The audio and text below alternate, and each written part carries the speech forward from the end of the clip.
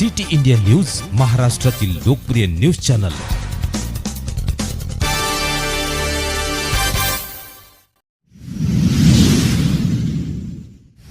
वन्य प्राण्याच्या हल्ल्यात शेतकऱ्याचा मृत्यू।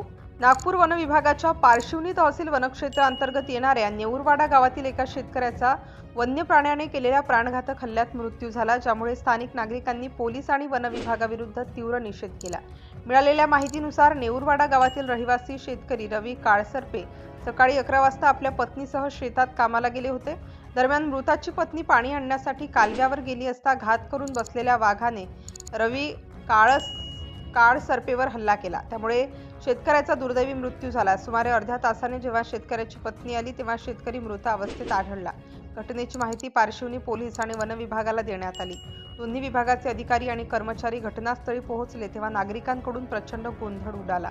दरम्यान पोलीस येण्यापूर्वीच नागरिकांनी मृत शेतकरी रवी काळसरपे यांना रुग्णालयात नेले।